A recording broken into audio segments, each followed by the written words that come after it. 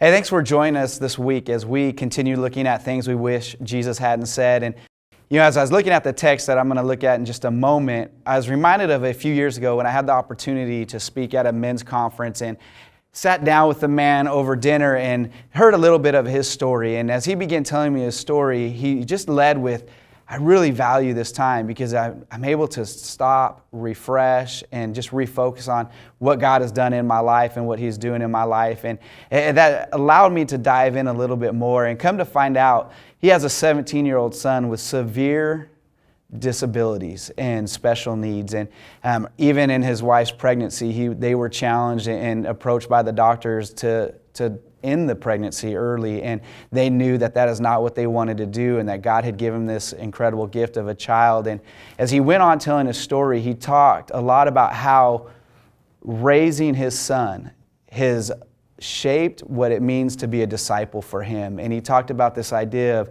how daily he has to deny what he wants and a lot of how he wants to live in order to care for his son. And I just sat there and I was blown away by his selflessness. And I was reminded of the text that Jesus, when He challenged us in Luke 9:23, where He says, and He said to all, if anyone would come after me, let him deny himself and take up his cross daily and follow me. This idea that we as Christ followers, we are to daily deny ourselves. And I know a lot of the times we've heard that text or even read that text and we think that means, hey, I'll say no to that extra Starbucks, or hey, I'll say no to that extra scoop of ice cream, or even I might go crazy and not have dessert for a few months. That is not what Jesus is getting to. In fact, His words here call us to a complete denial of self.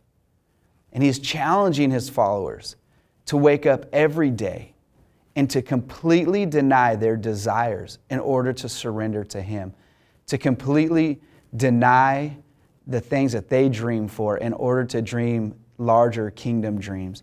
And this is a hard concept. And I read this and I think, Jesus, why'd you have to say that? Why couldn't you have said hey, just rid yourself of some conveniences or some likes? But no, He challenges us to completely deny ourselves. Paul says it in 1 Corinthians. He says, I die to myself daily. And then again in Romans chapter 12, verse 1, he says, I appeal to you therefore, brothers, by the miracles of God, to present your bodies as living sacrifices.